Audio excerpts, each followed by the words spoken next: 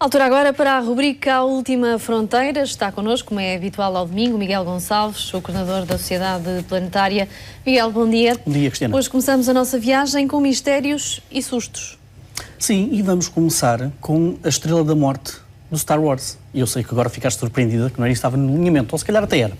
É que vamos começar com uma lua de Saturno. Hoje trazemos logo duas luas de Saturno. A primeira chama-se Mimas, é a mais interior das luas de Saturno. A imagem que nós vamos ver desta lua vai permitir logo decifrar por que razão é que é chamada carinhosamente como a Estrela da Morte do universo Star Wars. Não propriamente nesta imagem, esta é uma imagem lindíssima com os anéis de Saturno como pano de fundo, e esta lua, que tem aproximadamente 400 km de diâmetro, tem num dos seus polos uma gigantesca cratera de impacto com cerca de 130 km de diâmetro, o que faz com que ela pareça efetivamente a Estrela da Morte, aquela estação que emitia um raio poderoso que destruía planetas do universo de Star Wars. Ora, aí está, aquela cratera, a cratera Herschel, com 130 km de diâmetro, e que é o resultado do impacto que quase partiu esta lua em duas, imagina tu.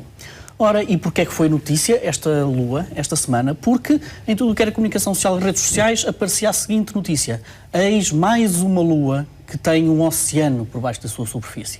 Será que é mesmo assim? Bom, se calhar talvez não. O estudo vem da Universidade de Cornell e o que alguns astrónomos dessa universidade fizeram foi olhar em particular para a órbita desta lua, para o seu movimento de liberação, que é um movimento muito conhecido em astronomia, que até a nossa própria Lua tem. É um movimento pendular, digamos assim, na órbita destas luas, em luas que apresentam sempre a mesma face voltada para o planeta.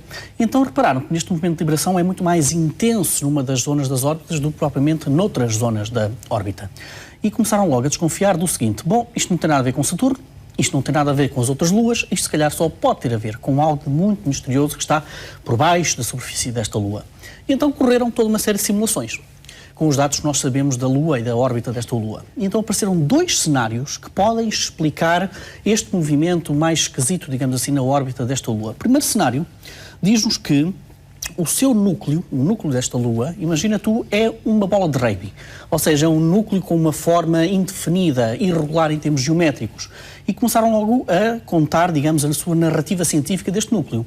Se calhar, numa altura, nos primórdios da formação desta lua, numa altura em que Mimas estava mais próximo de Saturno, este núcleo sentiu marés gravitacionais muito fortes de Saturno e, portanto, este núcleo ficou um bocadinho achatado em forma de bola de rugby. Então este núcleo, ao longo do tempo, migrou, digamos assim, mais para zonas exteriores da própria Lua, arrastando as camadas de gelo que tinha à sua volta. Ora, essa é uma das explicações que pode, no fundo, explicar a anomalia gravítica de Mimas. Só que temos aqui um problema nesta explicação. É que para isto acontecer, à superfície de Mimas deveria haver uma qualquer deformação geológica, imagina uma montanha muito grande, que pudesse explicar este movimento de migração do núcleo e a própria forma do núcleo. Ora, e isso não acontece. Bom, qual é o outro cenário? E por isso é que a comunicação social e as redes sociais foram atrás. É que o outro cenário diz mais ou menos o seguinte: bom, isto só pode ser explicado se porventura tivermos por baixo da superfície de Mimas um oceano que poderá ter até 30 km de profundidade, um oceano de água líquida. E, portanto, Mimas passaria a juntar-se a Encélado, Europa, Ganímedes, Calisto, como luas com provas de água por baixo.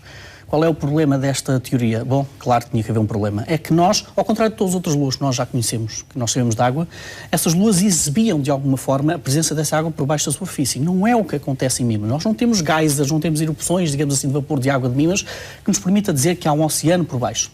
E temos um outro problema, é que para haver um oceano de água líquida por baixo da superfície, quer dizer que, de alguma forma, o núcleo teria que haver um decaimento de elementos radioativos no núcleo que permitisse aquecer esse oceano. E isso também não acontece em Mimas, porque é uma lua demasiado pequena para ter esse tipo de mecanismo. Portanto, estamos perante uma lua de Saturno, a mais interior de Saturno, que tem este enigma profundo, que é algo que se passa no seu interior, algo acontece ou está presente no seu interior, que altera, que é denunciado, digamos assim, pela órbita um bocadinho irregular de Mimas à volta de Saturno. E muito rapidamente passamos para esta lua. Sim, isto não é uma pedra que pomos, Cristiana. Isto é a mesma lua, é Hiperião. é uma das outras luas de Saturno, que tem cerca de 410 km de diâmetro. Ao contrário do que possa parecer nesta imagem, o seu interior, aquelas crateras são um bocadinho mais avermelhadas. É uma lua que tem 180 graus superfície, 180 graus centígrados de temperatura negativa, digamos assim, à superfície desta lua. E, portanto, se calhar os elementos mais radioativos sublimaram e, portanto, ficou com esta parecença um bocadinho mais avermelhada. E também se tornou notícia esta semana porque, imagina tu, os cientistas foram ver os dados das aproximações da sonda Cassini a esta lua e repararam que em setembro de 2005 a Cassini levou um choque elétrico e a fonte terá sido provavelmente Hiperião. Isto porquê? Hiperião é uma lua que não tem propriamente uma grande beleza, não tem grande história geológica, é quase uma lua morta, digamos assim. Só que sofre as influências elétricas do vento solar e também da magnetosfera de Saturno, a poderosa magnetosfera de Saturno. E os cientistas julgavam que luas ou corpos destas dimensões, que são mortos, não têm qualquer tipo de interações magnéticas. Pois enganaram-se. É que Cassini, quando em 2005 passou perto de Hiperião, recebeu um choque de 200 volts, a cerca de 2.000 km de distância desta lua. Por alguns segundos, a sonda Cassini esteve ligada eletricamente à superfície de Hiperião e provavelmente a explicação reside precisamente aí.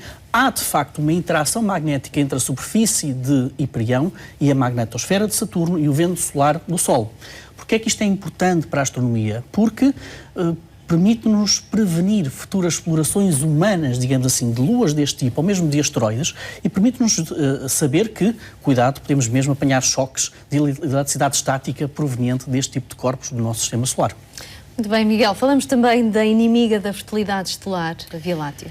Nunca pensámos nisso desta maneira, mas a nossa Via Láctea pode ser uma serial killer. É verdade. É um dos outros estudos que foi apresentado esta semana e que diz mais ou menos o seguinte. Nós já sabemos que à volta da Via Láctea temos dezenas e dezenas de galáxias anãs satélites. São galáxias esferoides, enfim, uma forma de uma esfera que giram gravitacionalmente, estão ligadas gravitacionalmente à nossa própria Via Láctea. E temos um bocadinho mais afastado desta horde, digamos assim, de galáxias anãs, todo um outro conjunto de galáxias anãs, mas com formas completamente irregulares e que não estão ligadas gravitacionalmente à nossa Via Láctea. Bom, foi feito um estudo que é o estudo mais sensível, mais profundo sobre a análise dos reservatórios de hidrogênio neutro nestas galáxias, quer as mais próximas, quer as mais afastadas.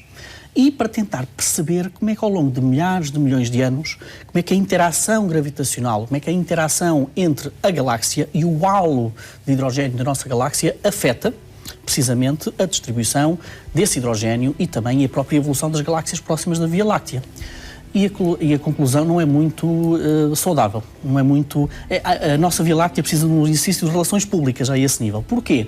Porque o que estes astrónomos conseguiram descobrir foi que estas galáxias anãs e esferoides mais próximas da Via Láctea, que estão ligados gravitacionalmente à Via Láctea, não têm praticamente reservatórios de hidrogênio neutro. Isto quer dizer que não têm praticamente fuel, combustível, para dar início à formação de novas estrelas. Enquanto que as galáxias anãs irregulares mais afastadas estão cheias desse tipo de reservatórios de hidrogênio e, portanto, têm formação estelar.